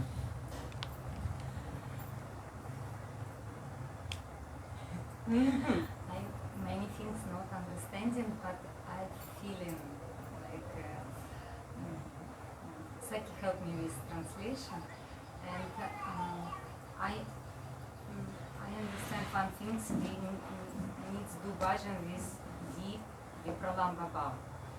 And скажи, что просто иногда, когда мы очень молимся, как и по поводу возникают эмоции, как сердце иногда, как это совмещать одновременно можно. Sometimes we are praying very deeply in the Pralampa Bhav and in mood of separation, and sometimes emotions are so deep, so heart is difficult to tolerate for heart. That's right. So it's even heart cannot tolerate it. Even some effect on heart physically can be. We have a heart attack or what? Like Few days before I had like 1 hour like heart problem. Now I take medicine. Like that's why I asked. Well, slow down. The person is asking, I'm doing bhajan and I'm feeling separation from Radha Krishna because that's everybody has to feel that way because we haven't had darshan of them, we're not with them. So everyone feels separation. Srinivasacharya said, Goswami Astikam, Hey Radhe, Rajadevi Ke Chalalite, Hey Nandasu. I'm in Vrindavan. Radharani, you're in Vrindavan, I don't see you, where are you? Krishna, you're in Vrindavan, I don't see you. Are you in Govardhan, where are you? I'm in Radha Kunda, I don't see you. I'm 2:30 in the afternoon. I went on Parikramah yesterday, 2:30 to 3:30, it was quiet. Because when I go on Parikramah, I visit the bhajan stalis and samadhis. That's where I get my, I don't need to see Krishna. I get Krishna's here.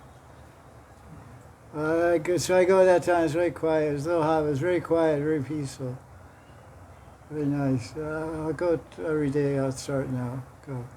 I met some Babajis and not that's Babaji's samadhi and, it's ashram over there. I said, where you been? I haven't seen you for 2 years. I said, I've been hiding. He said, come on, you got, what is this? You have to take darshan Radharani, come on. Really nice Babajis, and not those disciples. So I felt nice, I was happy to see their faces and very purifying. So, person says, I'm feeling separation, and I get so worked up into it and start praying, feeling so much separation from Krishna. My heart gets affected, and I'm crying, and I'm just lamenting, and that's good, but you have to, everything, because you're a woman and women are soft-hearted by nature. It's easy for them to work themselves up into tears. It's soft-hearted, it's nice, it's good to be soft-hearted and have sentiments, that's good, directed towards Krishna and Guru. But you have to control yourself also. We're bhakti yogis, we're also yogis. So yeah, it's a long way to go to prema. So outbursts of, don't lose your life by straining your heart. You strain your heart, you can lose your life. You can have a heart attack and die. So the yogi doesn't eat too much, eat too little. Everything's in moderation. So slow down, stop lamenting and start having joyful kirtan. Sing, you get into singing ragas, the lamentation ragas, then accelerates your separation, and you can leave your body untimely. You're supposed to be the master of your body, not the servant of your body. So your body's working up into these emotions and affecting your heart. That means you lost control of your body. Lost control of your heart. You're supposed to be a yogi, yogini, bhakti yogi. Greatest of all yogis is a bhakti yogi. Yogi nama visarvesha majgatane chatrama. Sixth chapter Gita, verse 47. You got to be a yogi. It's good what you're saying, what you're experiencing, but you have to cap it. You have to put a cap on it. Okay, slow down. Yeah, I work like kids, like children. They work themselves up into a temper tantrum. First they go wah, then they go wah, then they go ah, then they go crazy So. Yeah, you can work yourself up into lamentation and separation. It's like mind over matter. So mind over matter, what matters is your heart. And you have to take care of your heart. And especially if you have a weakness, already in this area, accelerate. That's why people sometimes have a heart attack when they hear bad news. Oh, my husband died. They die. They faint. There's stories of Ramayana. It's in Bhakti Rasmita Sindhu. Somewhere, I think later, somebody was watching a Ramayana performance, a Ramayana drama, and actors were on the stage, and somebody was playing the part of Dasarath, and the guy in the audience so much identified with Dasarath died on the stage. There's a scene where Ram is banished to the forest, and Dasarath gives up his body, So this guy in the audience is called Sadarni Karan. Sadarni Karan. Ordinary emotions he mixed with the actors on the stage. He fully identified with Dasarath, and the actor pretended to die on the stage. He was pretending to die, and the guy in the audience, he actually died because he identified with the Bob. So that's possible. They keep going. He went to Ayodhya. Ayodhya. He went directly over Ayodhya. Yeah, he went to Ayodhya, of course. Where else can he go? He's around Bhakti, that's why he's watching Ramayana. Ramayana is not a kuya for Ram Bhakti, it's not a kuya for Manjari Bhav. You go to Jai Shringara and Vrindavan in this month, Shravan Mas, starting on Joan Yatra, Shukla Tritiya, it's called Hari Teej. That's the beginning of Raslila and Jai Shringara. Goes from 12 days Hari Teej until Purnima. 12 days. Morning is Gaur-lila, 9 to 12 o'clock in the evening. From 6 p.m. to 9 o'clock is Radha Krishna. It's all done by Brahmin boys. It's fantastic. Fantastic stuff. I've seen it many times. Sometimes I was staying in Radha Kunda about 5-6 years ago. I went there and stayed in Vaishnava Kand, Pamalochan Goswami's guest house, right next to Radha Raman Temple. I stayed there. I went to Rasila's right there, Jai Shringara, right down the street, Radha Raman. Srivas Goswami lives there, and Purushottam, his father lived there before. Purushottam Goswami. So, that's on a kuya for Ragmark.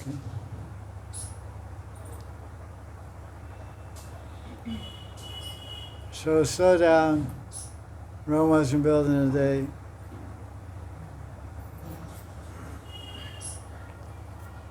It's called tamagun. To abuse your body is tamagun. The body is a gift of God, gift of Krishna. You can't abuse the body. Emotionally abuse, you can't emotionally abuse your body or physically abuse your body. It's tamagun. It's an aparad of Bhagavan. You have to be very careful. Use the body wisely. Don't lose control of your senses or your body or your emotions. It can be life-threatening also with the heart.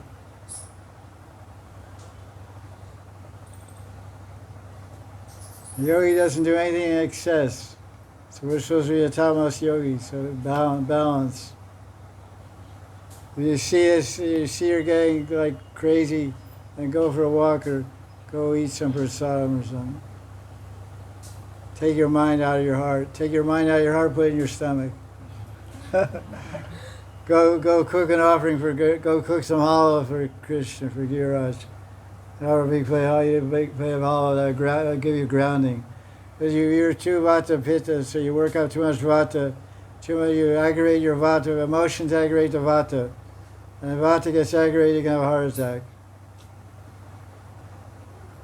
Emotions aggravate the vata aspect of the physical body, and Ayurveda, then you can has a reaction.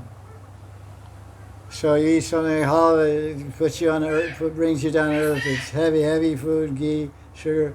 It reduces vata tremendously. I'm not joking, I'm serious. Hot halwa is really good. Offer the garage, and then heat it up yourself. Offers him hot, then heat it up and eat it hot yourself. Then you're gonna become cool.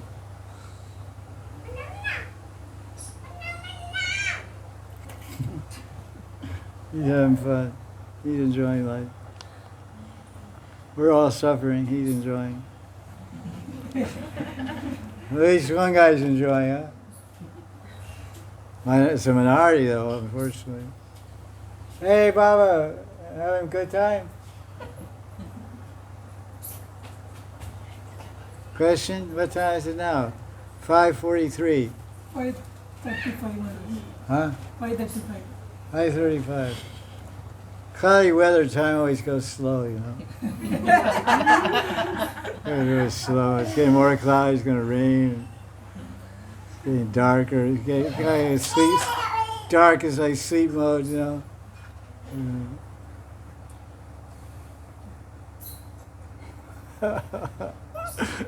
Radhe Shyam, Krishna Balaram. Yeah, you raising your hand or what are you doing? This guy won, yeah. Maharaj, Radha and Krishna are not different, and they always have competition who will satisfy each other more in spiritual world. But still, Krishna says that he cannot repay Radharani. So, at this moment I cannot understand that at the same time they have equal love because they are not different Radha and Krishna. But still, Krishna says that he cannot repay Radharani. The person is asking a question, he's saying Radha and Krishna are non-different, so how is it that Radha and Krishna can't be Radharani? Krishna and Radharani are different, they're not non-different, they're different, they're totally different personalities. And Krishna, why Krishna feels he can't repay Radharani, because Radharani is one gopi, and she's serving Krishna unlimitedly, but she expands herself into millions of gopis, and they're all serving Krishna. But Krishna's love is divided. His love is divided with Sridham and with the Gopas and with his mother and father and his house servants. His love is divided over many people. Radharani's love is concentrated fully on Krishna, and she's expanded herself into millions of other gopis. And all the gopis' love is fully divided, it's focused on Krishna. Gopis don't have any love for their mothers or fathers. They don't focus any love there.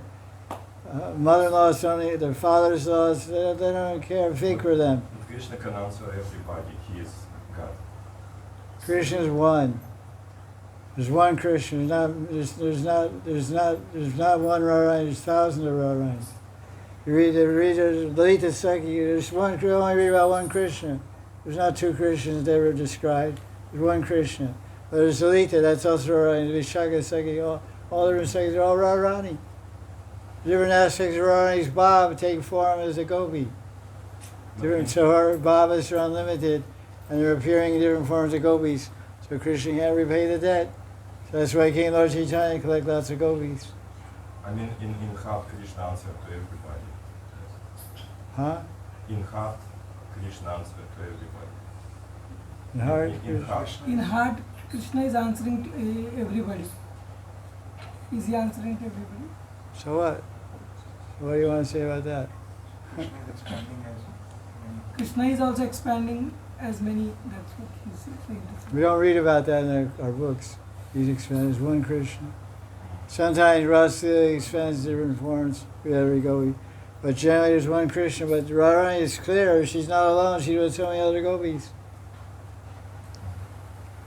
Chandali has her 8 Sakhis, Radharani has her 8 Sakhis. There's 16 to 20.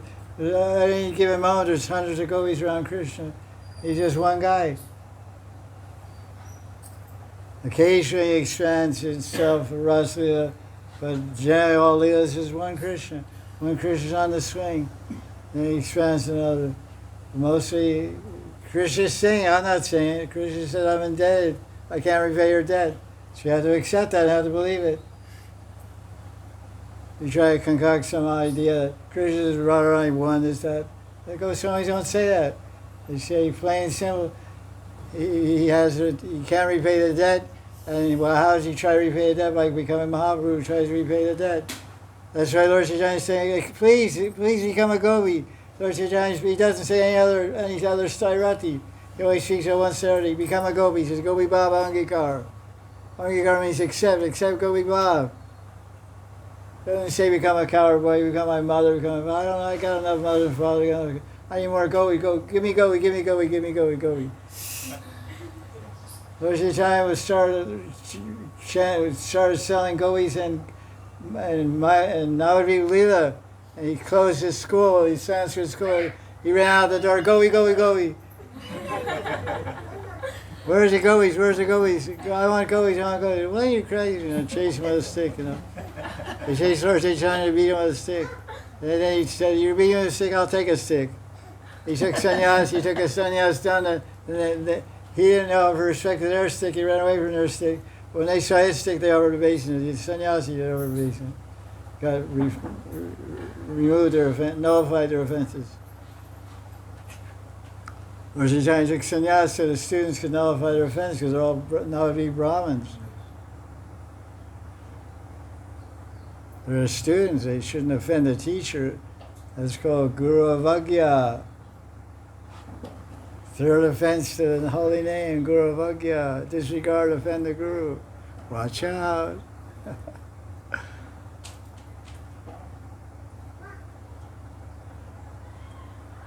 Is that okay?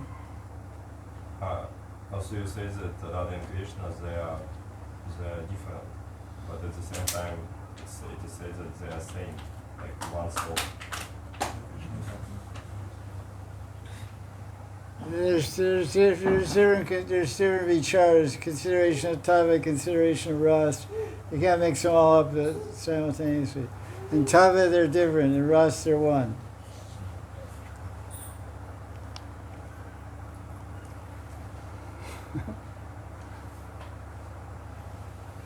In Tattva they are one and Rasa they are different, Maharaj, or in Tattva they are different? What I just say?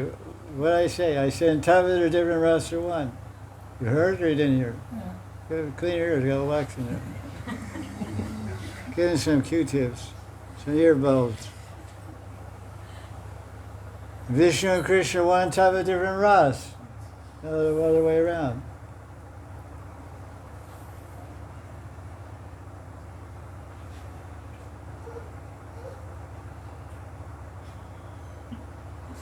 What are you smiling at? You're too funny. Any net questions? Net question? Ba ba ba. Ba ba ba. Echo. Does surrender He's coming out. Ba ba ba. Ba ba. Ba ba. Ham Baba. कौन है? छोटा बाबा बोलिए. Baba Chota Baba. He's funny kid, huh? Hey Baba, Radha. Dhanavad. Looks so saintly, huh? So innocent, so saintly.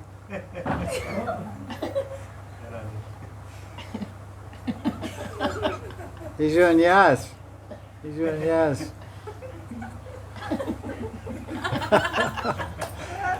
He's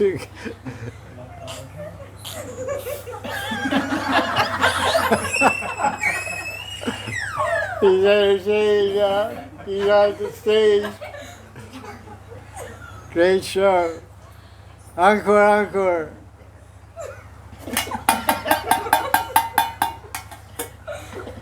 Great job. Okay, off the stage. Wow. Exit stage right, man. What's it?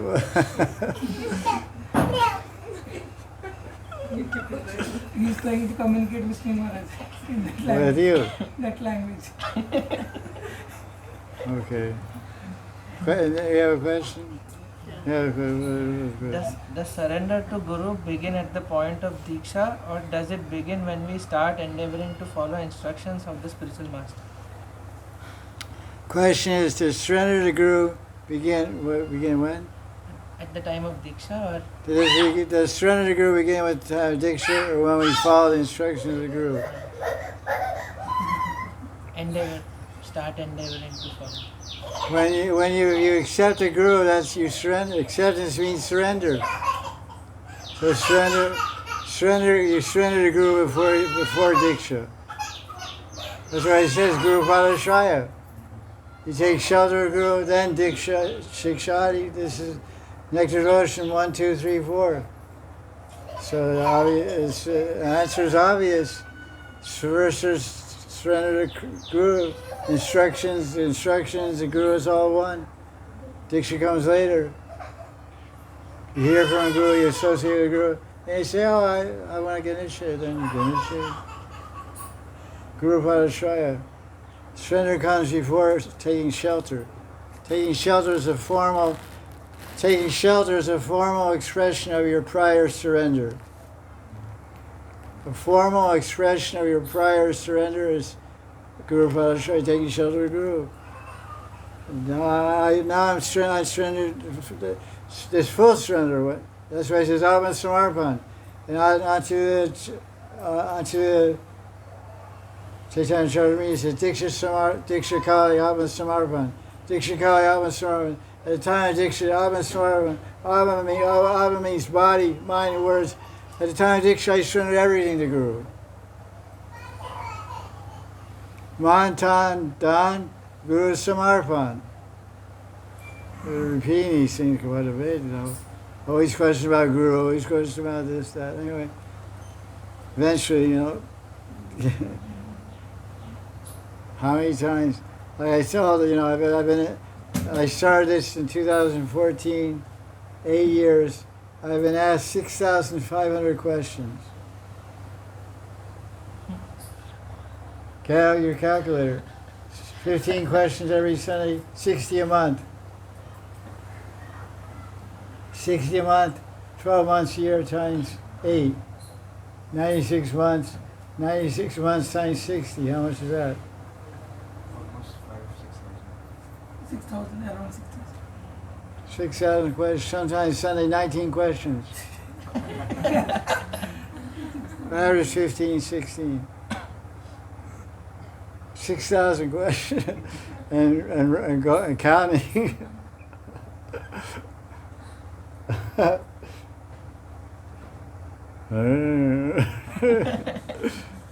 It's like my brain just goes around and around. Okay.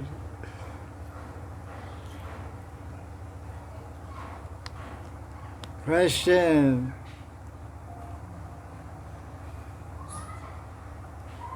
Yeah, Shivanji. Maharaj, in Bhagavad Gita, Krishna is saying in 931, Kondya Pratijane mein jnana bhakti panashti, that my devotee never perishes. So the devotee here, which Krishna is mentioning, is the devotee who is following the 6 steps of surrender, or which devotee Krishna is talking about? It says in the Gita, what chapter is that? 931. 931. Konteya pratijani name bhakti pranashiti. My devotee never perishes. Is that, it says name bhakti pranashiti. The bhakti prana is not destroyed. Nash means destroyed. The bhakti prana is not destroyed. Prana means the life. Life of bhakti is never destroyed. What is a bhakti? A bhakti is one who accepts Krishna as the absolute truth, and the goal of life is to serve Krishna. That's a bhakti. Whether he's initiated or not, if he accepts the absolute truth is Krishna, and the goal of human life is to serve Krishna, he's a bhakti. There are different levels of Prakrita Bhakti, but he's a bhakti, and that verse applies to him. This is what it means.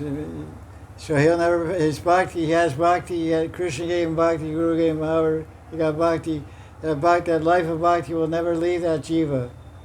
Krishna will guarantee that bhakti will manifest again next life.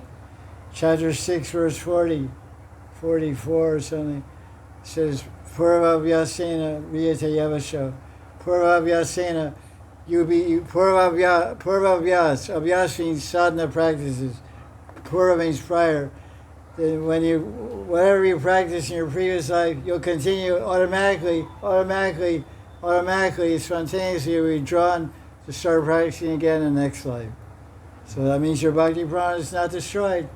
Your bhakti prana, your body may be destroyed, but the bhakti is not destroyed. And it's in your chitta, and the next life it manifests, I want to serve Krishna. Because you were serving Krishna last life. So Krishna is telling the truth. Any bhakti, anybody. Bhakti, the simplest definition of Vaishnava, is one who accepts Vishnu as the absolute truth, Supreme Being, absolute truth, and the goal of life is to serve him. He's a Vaishnava, Vaishnava. So you get that policy covered, you're covered by that policy. LIC, Life Insurance Company, Krishna Life Insurance Company, LIC. There's a company in India that sells life insurance, but LIC. LIC, that's the name of the company. It's called Life Insurance Company, LIC. So you have an insurance policy with Krishna. So see the mercy of Krishna towards bhakti. That's why it's called Bhakti Vatsal. Krishna has the affection called Vatsal, means motherly affection. Does a mother ever give up the child? The mother ever stop loving the child? No. The mother loves the child forever. From the time the child appears till the time the mother dies, she loves the child. So when bhakti, Krishna gives bhakti in the heart, now Krishna will take care of it, show his affection forever. And never perish, never lose your life of bhakti. Your life is bhakti, and bhakti pranashati is never nashed, never destroyed. Life without bhakti is death. There's no life without bhakti.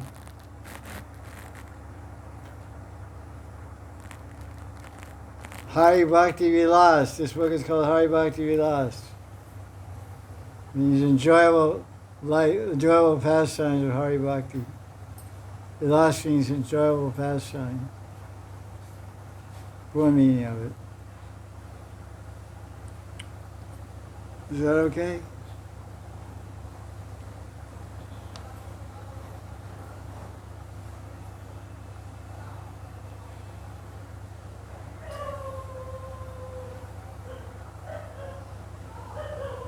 There's one verse in, I'll just speak it, one verse in Rasuni, it says, Radha Subhava Satarani. Radha Subhav Satarani.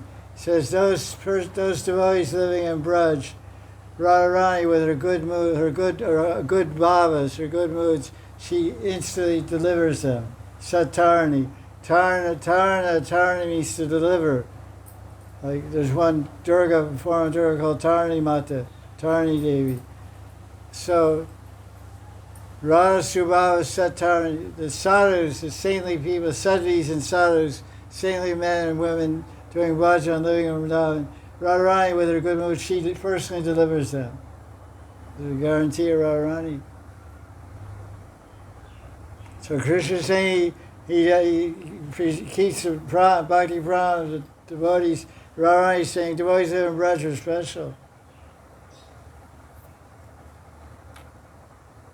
Devotees live in Braj are special. Radharani has subhava, she has special bhavas, good loving feelings and sentiments for Braj devotees, and with those feelings she delivers them to those seated of Krishna.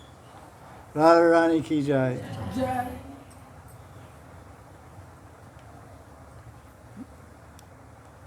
What time is it now? 5:58. 54. 5:54, 5. One more question. Net question. Wait, does anybody have a question here in the audience? Yeah. Well, What is Kilakinchita Baba? Because I read this term, but I don't understand what is this. Kilakinchita Baba. what did you say? Kilakinchita.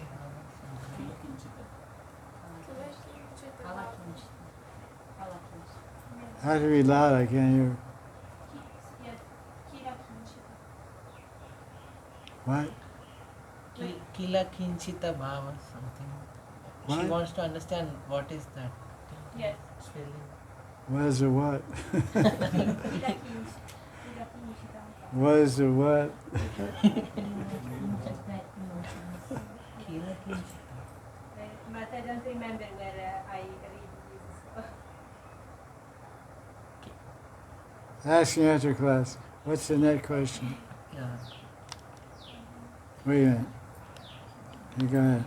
Raja. In Krishnayaka Kaumudik 3.37, it's written, the world danced in wonderful ways when Sri Krishna played his flute to his bimba fruit lips and played the fifth note. So the devotee is asking, wondering why fifth note? What is the mystery behind this fifth note? What book is that? Krishnaika Kaumudi. Krishnaika Kaumudi. So he's asking a question. It's said in Krishnaika Kaumudi by Sri Kavi Karnapur, when Krishna plays his flute, he plays a fifth note. What's the meaning behind that? There's a very rasic meaning behind that. As anyone knows music, there's 7 notes in music, 7. Sa, re, ga, fa, na. 7. 7. So what's the 7th one? 7th one is ni. 5th one is pa. 7th one is ni. So why does Krishna play ni on his flute? Pa. 5th note. 5th note. What's 5th note is pa? Why is it, when Krishna plays his flute, it's vibrating the 5th note. What does that mean? It means that when Krishna is enjoying intimately with Radharani, there's certain sounds that are made during intimate exchanges with men and women, and that sound that emits from Radharani's lips is the same pitch as the 5th note. So Krishna plays the 5th note on his flute to invite Radharani to Kunja for Shringarati. It's a high question, so gave a high answer. So it's a very high discussion. So 5th note, because everything about Krishna is a transcendental commentator. He's a Prakrita Madan Mohan. He's a Prakrita, transcendental, a Prakrita Madan Mohan. Smara Murtiman, he's called Smara Murtiman. Sakshat Mamata Mamata. He directly churns the churner of the mind. Kama is churning and spinning everybody's mind, and Krishna spins the mind of the one who spins everyone's mind. So Krishna Kamade, he's inciting the gopis and creating a romantic mood in the gopis by playing his flute in the 5th note to get them ready and get them excited to prepare them for the Kunja Lila in Vrindavan, Rachi Lila. Jaya Jaya Sri Radhe Shah.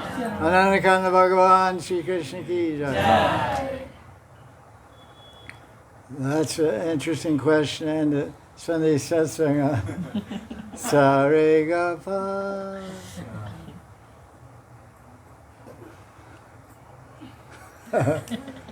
One more question. Anybody have a question? I'm in the mood for one more question. I was really up there one.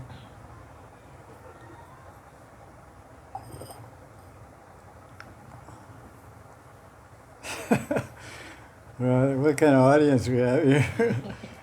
Right, should put an announcement in the front before Sunday Satsang. Only over 21 years old can watch Sunday Satsang. There's some black and white. The statements of this class are not part of this official YouTube channel. Yeah, anyone who watches has to be over 21. There you go. Jaya Radhe Shah. Anything else? Ganapati? Any more down-to-earth questions? Local, he asked questions of Gita, that's nice. Questions go from low to high. Okay, oh wait, what is that? I don't know what's going on with that one. Okay, yeah. These same questions like that came in my mind. I want to ask about Indra Prabhu. Спроси, что вот мы его просили на разум, обладал своей жадностью. Мне очень интересно, как да, ему Прабхупада открыл свою руку. Indra Prabhu, he had so high raga, and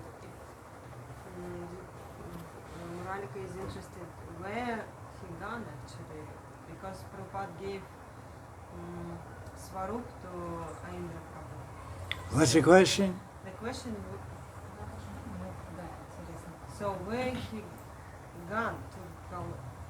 Where is Indra gone? I can't make comment on that. Who can tell? I don't have any insight into where he's gone. He died in Vrindavan, and Krishna took him in an amazing way by loss of oxygen in the room. The fire in his room consumed all the oxygen. He died of lack of oxygen.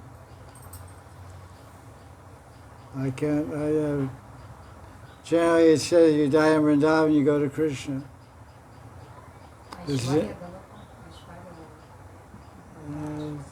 Doesn't make those distinctions. Mathura Mahatmyam, Rupa Goswami describes, the question is where did Indra go after he died? So I'm answering him at Mathura Mahatmyam. It says, Brajme Ritikam Mamalayam. Krishna is speaking in this Purana that's quoted in Mathura Mahatmyam by Rupa Goswami. The one who dies in Braj, Mitika means Mrityu.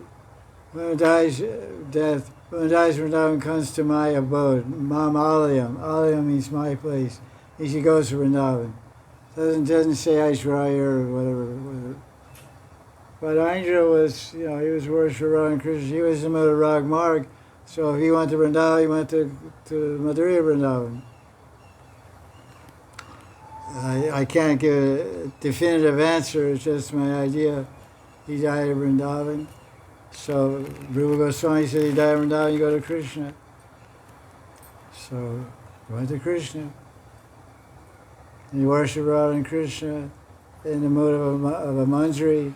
So he's in Rag Marg. So he went to Madhurya Vrindavan. Lucky him. You want to join him? He's your mentor. He's your guru. Okay, follow this path. It's a good way to go. Any other question? I think that's it. Jaya Jaya Sri Radhe.